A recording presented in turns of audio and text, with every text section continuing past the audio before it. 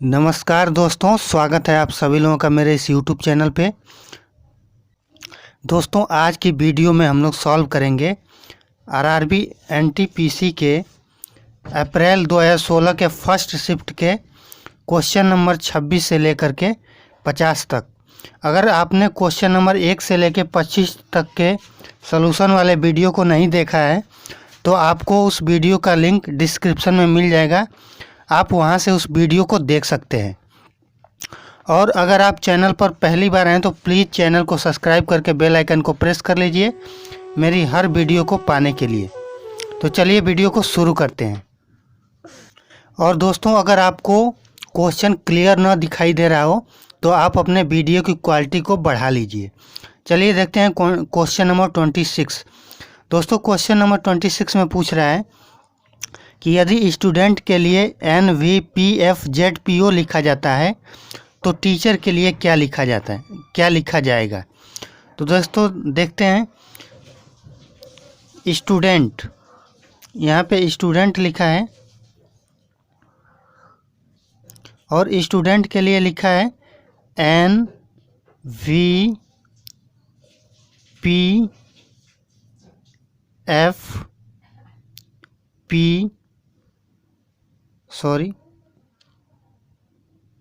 दोस्तों, अगर आप पैटर्न को ध्यान से समझेंगे तो यहाँ पे S है जो कि 19 नंबर पे आता है और नीचे उसके N है जो कि 14 नंबर पे आता है। तो यहाँ पे -5 मतलब 5 घट रहा है, अगले में 5 बढ़ रहा है, फिर 5 घट रहा है, अगले में 5 बढ़ रहा है। इस तरह से पैटर्न है -5 और +2 का। तो इस तरह से हम टीचर के लिए क्या लिखेंगे, तो आइए देख लेते हैं। तो दोस्तों, टीचर के लिए क्या लिखेंगे, अब T में से 5 घटाएंगे तो ये हो जाएगा O, फिर E में 2 जोड़ेंगे तो ये हो जाएगा G, फिर A में से 5 माइनस करेंगे तो ये हो जाएगा V, C में +2 ऐड करेंगे तो ये हो जाएगा E, फिर H में 5 माइनस करेंगे तो ये हो जाएगा H में से 5 माइनस करेंगे तो ये हो जाएगा C, फिर E में 2 प्लस करेंगे तो ये हो जाएगा G, R में से 5 माइनस करेंगे तो ये हो जाएगा M।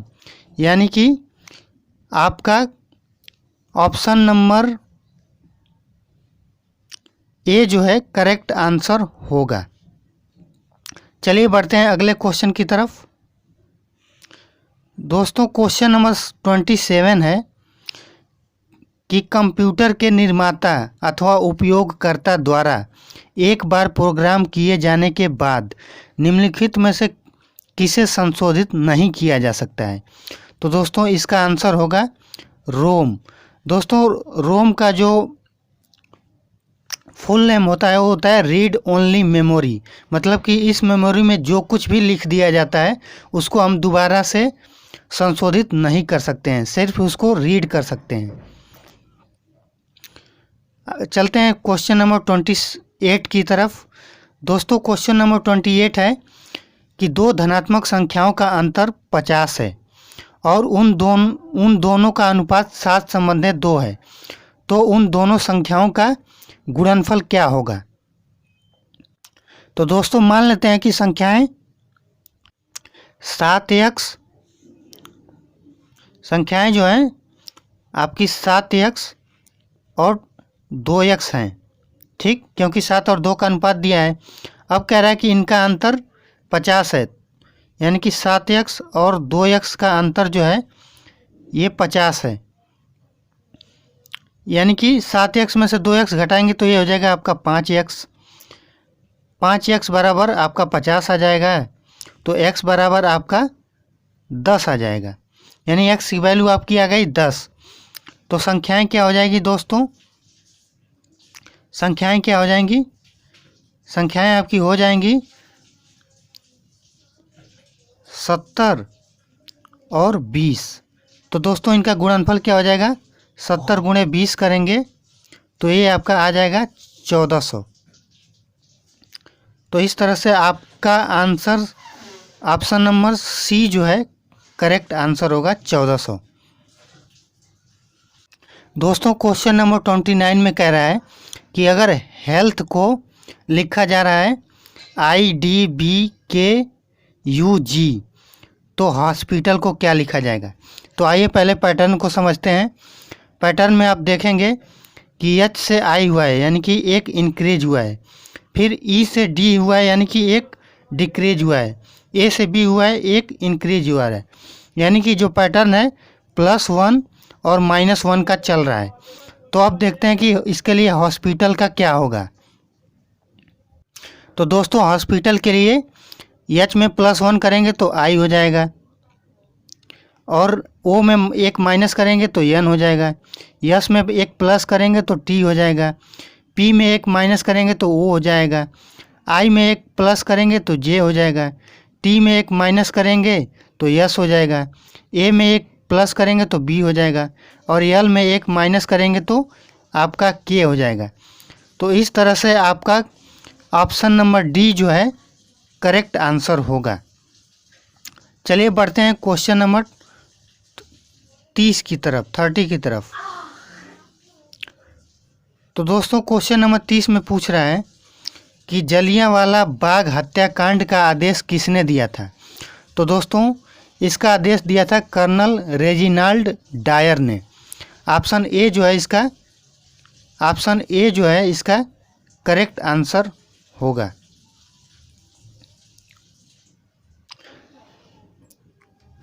दोस्तों क्वेश्चन नंबर 32 में पूछ रहा है कि बिहार संबंधित है पटना से, तो गुजरात किस वर्ड से संबंधित होगा। तो दोस्तों आपको पता है कि पटना जो है बिहार की राजधानी है, इसी तरह से गुजरात की राजधानी क्या हो जाएगी, गांधीनगर। तो ऑप्शन ए जो है इसका करेक्ट आंसर है। बढ़ते हैं अगले क्वेश्चन की तरफ। क्वेश्चन नंबर 33 है कि निम्नलिखित में से कौन सा एक प्रारंभिक कंप्यूटर नहीं है। तो दोस्तों इस क्वेश्चन में ये क्वेश्चन जो है विवादित है। आप देख सकते हैं, आप इस क्वेश्चन में देख सकते हैं कि कैसे लिखा हुआ है कि for this question discrepancy is found in question, मतलब कि ये क्वेश्चन विवादित है और इस क्वेश्चन में हो सकता है कि एक से ज़्यादा ऑप्शन सही हो, इसलिए इसको विवादित करके और सभी अभ्यर्थियों को कॉमन कर दिया गया होगा। बढ़ते हैं क्वेश्चन नंबर 34 की तरफ। दोस्तों क्वेश्चन नंबर 34 में पूछ रहा है सवाल कि एक व्यक्ति अपने पुत्र से 26 वर्ष बड़ा है, 3 वर्ष बाद उसकी आयु अपने पुत्र की आयु की 3 गुनी हो जाएगी, तो पिता की वर्तमान आयु क्या है। दोस्तों मान लेते हैं कि उस व्यक्ति का जो वर्तमान आयु है M है और उसके बेटे का वर्तमान आयु S है, ये हम मान लेते हैं। तो अब पहले कंडीशन के अनुसार जो व्यक्ति है वो अपने पुत्र से 26 वर्ष बड़ा है, यानी कि व्यक्ति और उसके पुत्र का जो अंतर हो जाएगा वो 26 वर्ष हो जाएगा। इसको आप मान लीजिए इक्वेशन फर्स्ट कह रहा है कि 3 वर्ष बाद। तो दोस्तों 3 वर्ष बाद उस व्यक्ति की आयु हो जाएगी M+3 और उसके जो बेटा है उसका आयु हो जाएगा S+3। अब कह रहा है कि 3 वर्ष बाद उसकी आय जो है अपने पुत्र की आय की 3 गुनी हो जाएगी, तो जो आदमी है उसकी आय अपने पुत्र की आय की 3 गुनी हो जाएगी। ये आपका बन जाएगा इक्वेशन नंबर 2। दोस्तों आप इन दोनों इक्वेशंस को सॉल्व करेंगे तो आपको M की वैल्यू मिलेगी 36, यानी कि उसकी वर्तमान आयु जो हम लोग M मांगने थे वो 36 ईयर आपको मिल जाएगा। तो ऑप्शन बी जो है इसका करेक्ट आंसर होगा। क्वेश्चन नंबर 35 में दोस्तों पूछ रहा है कि 25, 23, 26, 29, 31, 39 और 11 की माध्यिका क्या होगी।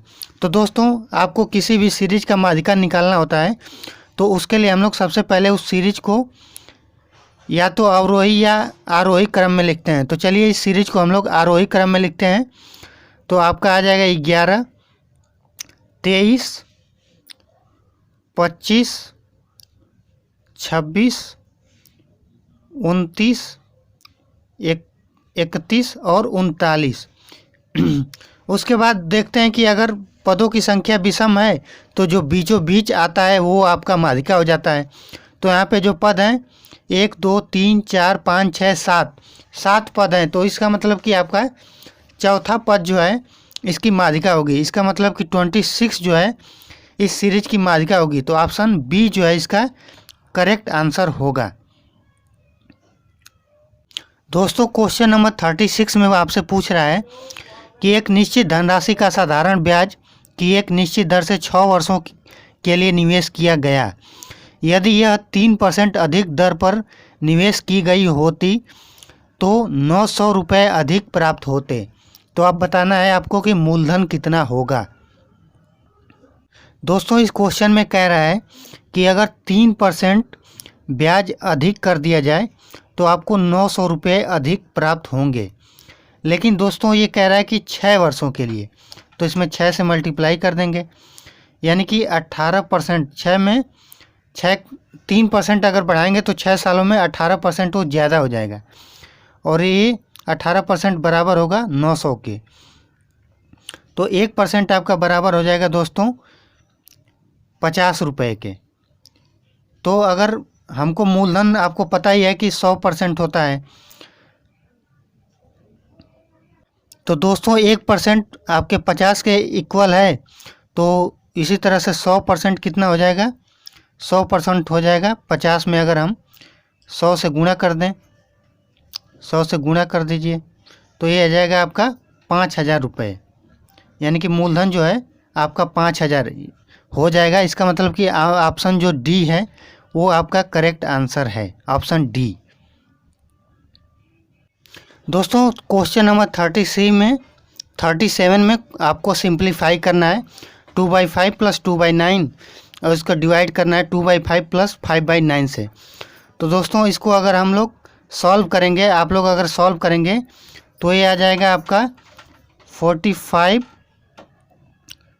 और 28 ऊपर, और इसको सॉल्व करेंगे तो ये आ जाएगा आपका 43/45। तो दोस्तों आपको पता ही है कि जब हम लोग डिवाइड के साइन को हटा करके यहाँ पे मल्टीप्लाई का साइन यूज करते हैं, तो जो 43/45 है ये 45/43 हो जाएगा। तो आपका ये कुछ इस तरह से हो जाएगा। अब यहाँ पे 45 जो है 45 से कट जाएगा, तो आपका बचेगा 28/43। इसका मतलब कि ऑप्शन बी जो है इसका करेक्ट आंसर होगा। दोस्तों वीडियो अगर पसंद आ रहा हो तो वीडियो को लाइक कर दीजिए, और अपने दोस्तों के साथ ज़्यादा से ज़्यादा ज़रूर शेयर करिए, ताकि उनको भी अपनी तैयारी में हेल्प मिल सके। और अगर आप चैनल पर नए हैं तो चैनल को प्लीज़ सब्सक्राइब करके बेल आइकन को प्रेस कर लीजिए। चलिए देखते हैं क्वेश्चन नंबर 38। कह रहा है क्वेश्चन नंबर 38 में कि निम्नलिखित में से कौन सा सत्य है। रेटिना पर बनने वाला, पहला जो है रेटिना पर बनने वाला प्रतिबिंब उल्टा होता है। दूसरा रेटिना पर बनने वाला प्रतिबिंब मूल छवि से दोगुना होता है। तीसरा रेटिना पर बनने वाला प्रतिबिंब का आकार वस्तु के समान होता है। या चौथा है रेटिना पर निर्मित प्रतिबिंब ऊर्ध्व होता है। तो दोस्तों इसका फर्स्ट ऑप्शन जो है करेक्ट होगा कि रेटिना पर बनने वाला प्रतिबिंब जो है वो उल्टा होता है। दोस्तों क्वेश्चन नंबर 39 है कि निम्नलिखित में से जो भिन्न है उसको चुनिए। पहला है लब्धक, दूसरा है मंगल ग्रह, तीसरा है नेपच्यून और चौथा है शनि ग्रह। तो दोस्तों इसमें जो है जो लब्धक है वो इन तीनों से डिफरेंट है, क्योंकि जो लब्धक होता है ये तारा होता है, स्टार होता है। बाकी सारे ग्रह जो होते हैं ये तीनों जो है प्लानेट हैं। तो इस तरह से लब्धक जो है सबसे भिन्न है, इन तीनों से भिन्न है। दोस्तों क्वेश्चन नंबर जो 40 है इसमें पूछ रहा है कि रेडियम किस खनिज से प्राप्त किया जाता है। तो दोस्तों रेडियम जो है वो आपका पिच ब्लेंड से प्राप्त किया जाता है। तो ऑप्शन डी जो है इसका करेक्ट आंसर होगा।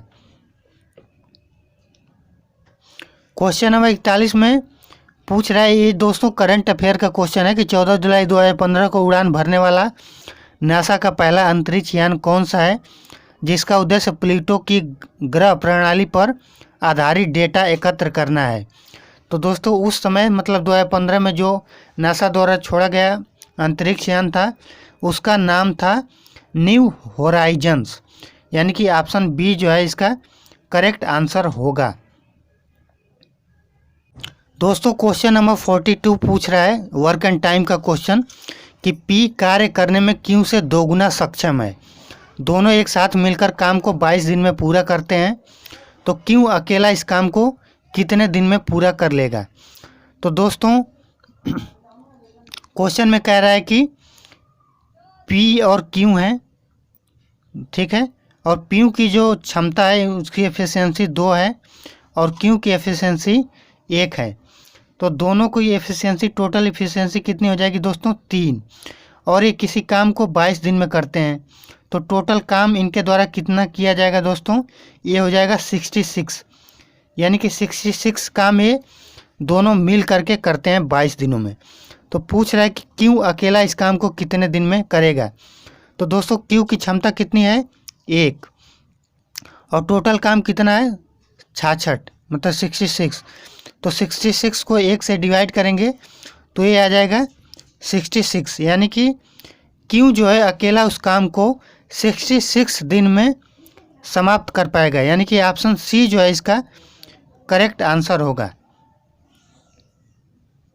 दोस्तों क्वेश्चन नंबर 43 आपका नंबर सिस्टम से क्वेश्चन पूछा है कि एक दो अंकों की संख्या अपने अंकों के योग की 4 गुनी है। यदि उस संख्या में 27 जोड़ा जाए तो यह अपने अंकों के योग की 7 गुनी हो जाती है। तो कह रहा है कि ये 2 अंकों की संख्या क्या है। तो दोस्तों इस क्वेश्चन को हम लोग ऑप्शन से सॉल्व कर लेते हैं। इसका जो आंसर होगा दोस्तों 36 होगा, क्वेश्चन ऑप्शन नंबर डी।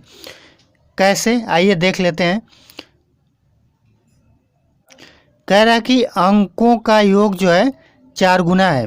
तो दोस्तों 36 में 3 और 6 को हम लोग जोड़ेंगे तो 9 हो जाएगा, और ये जो अंक है 36। तो देख रहे हैं कि आप जो 36 है वो 9 का 4 गुना है, तो बिल्कुल करेक्ट है। अब कह रहा है कि 36 में अगर हम 27 जोड़ते हैं, 27 जोड़ेंगे तो ये हो जाएगी आपकी 63, जो कि 9 की 7 गुनी है। तो बिल्कुल दोनों कंडीशन को सेटिस्फाई करा, इसका मतलब 30C जो है इसका करेक्ट ऑप्शन होगा। दोस्तों क्वेश्चन नंबर 44 है कि 2016 में दुनिया की सर्वप्रथम तेज़ी से असर करने वाला रेबीज रोधी दवा लॉन्च किया गया था, किस देश में किया गया था। तो दोस्तों ये किया गया था आपका भारत में, इंडिया के अंदर। तो ऑप्शन ए जो है इसका करेक्ट आंसर होगा। दोस्तों अगर आपको क्वेश्चन क्लियर ना दिखाई दे रहे हो तो आप प्लीज़ अपने वीडियो क्वालिटी को बढ़ा लीजिए। दोस्तों क्वेश्चन नंबर 46 है कि NaCl किसका रासायनिक सूत्र है। तो आप सभी को पता है कि NaCl जो है वो नमक का रासायनिक सूत्र होता है, सोडियम क्लोराइड। तो ऑप्शन सी जो है इसका करेक्ट आंसर होगा। दोस्तों क्वेश्चन नंबर 46 जो है बोट और स्टीम से क्वेश्चन पूछा गया है। कह रहा है कि एक नाव धारा के विरुद्ध दिशा में शहर X से शहर Y की ओर जाती है और धारा की दिशा में शहर Y से शहर X की ओर वापस आती है। यदि स्थिर पानी में नाव की गति 40 किलोमीटर प्रति घंटा तथा धारा की गति 10 किलोमीटर प्रति घंटा है, तो पूरी यात्रा में नाव की औसत चाल क्या होगी। तो दोस्तों धारा की दिशा में चाल क्या हो जाएगी आपकी, हो जाएगी मान लेते हैं x, तो 40 10 50 हो जाएगी। धारा की दिशा में 50 हो गई, और धारा के विपरीत दिशा में दोस्तों क्या हो जाएगी, 40 में से 10 घटा देंगे तो आपका 30 किलोमीटर प्रति घंटा हो जाएगी।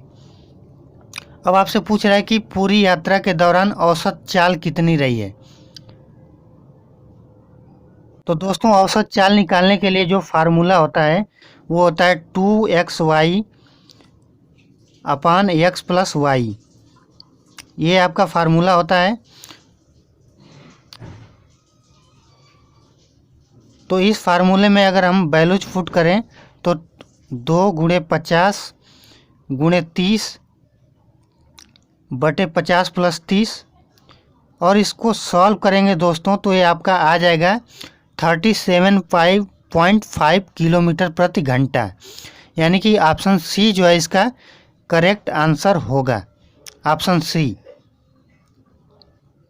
दोस्तों क्वेश्चन नंबर 47 है करंट अफेयर का क्वेश्चन कि 2019 रग्बी विश्व कप की मेज़बानी कौन देश करेगा। तो दोस्तों 2019 में रग्बी विश्व कप की मेज़बानी किया है आपका न्यूजीलैंड, सॉरी आपका जापान ने इसका मेज़बानी किया था। तो ऑप्शन डी जो है इसका करेक्ट आंसर होगा। दोस्तों क्वेश्चन नंबर 48 में आपसे पूछ रहा है कि पी पहले 1 घंटे में 50 किलोमीटर प्रति घंटा की गति से चलता है और अगले 2 घंटों में 70 किलोमीटर प्रति घंटा की गति से चलता है। तो पूछ रहा है कि पी की औसत गति कितनी है। तो दोस्तों आपको पता है कि औसत गति निकालने के लिए जो फार्मूला होता है कि कुल दूरी बटे कुल समय। तो दोस्तों कुल दूरी हो जाएगी, कह रहा है कि पहले 1 घंटा 50 किलोमीटर प्रति घंटा की चाल से चलता है तो 1 घंटे में 50 किलोमीटर उसने दूरी तय किया होगा। फिर कह रहा है कि अगले 2 घंटे में 70 किलोमीटर प्रति घंटा की गति से चलता है तो 2 घंटे में कितना चला गया होगा 140 किलोमीटर। और टोटल इसने कितना घंटे चला है तो 3 घंटे चला है। अगर आप इसको सॉल्व करेंगे तो उसकी जो गति है औसत गति आ जाएगी आपको 63.33 किलोमीटर प्रति घंटा। इसका मतलब कि ऑप्शन बी जो है इसका करेक्ट आंसर होगा। बढ़ते हैं अगले क्वेश्चन की तरफ। दोस्तों क्वेश्चन नंबर 49 में कह रहा है कि पी ने एक वस्तु को 1200 रुपये में खरीदा और इसको 10% लाभ पर बेच दिया। कह रहा है कि यदि वह 1380 रुपये में उस चीज़ को बेचा होता तो उसको लाभ में कितने % की वृद्धि होती। तो दोस्तों कह रहा है कि 1200 की कोई चीज़ है, इसको 10% प्रॉफिट पे बेचा गया है, 10% प्रॉफिट पे बेचा गया तो ये कितने में बेची गई होगी 1320 रुपये में। कह रहा है कि 1320 में न बेच करके अगर इसको 1380 में बेचा गया होता तो आपको लाभ में कितने % की वृद्धि होती। तो दोस्तों 1200 की चीज़ को अगर 1380 में बेचा जा रहा है तो अब लाभ कितना हो रहा है 180 रुपये का। कितने पे हो रहा है 1200 पे, उसमें 100 से मल्टीप्लाई कर देंगे तो आपको मिल जाएगा 15%। यानी कि पहले हो रहा था 10% प्रॉफिट और जब 1380 में बेचा जा रहा है तो 15% प्रॉफिट हो रहा है। तो अब प्रॉफिट कितने % इंक्रीज हुआ है दोस्तों, तो ये हुआ है आपका 5%। ऑप्शन ए जो है इसका 5% करेक्ट आंसर होगा। दोस्तों क्वेश्चन नंबर 50 में है कॉइल को उसने कोड में लिखा हुआ है, पुलिस को उसने एक कोड में लिखा है। तो पूछ रहा है कि प्राइस के लिए क्या कोडिंग होगा। तो दोस्तों आपको पता है कि सी का जो प्लेस होता है 13 होता है, ओ का 15 होता है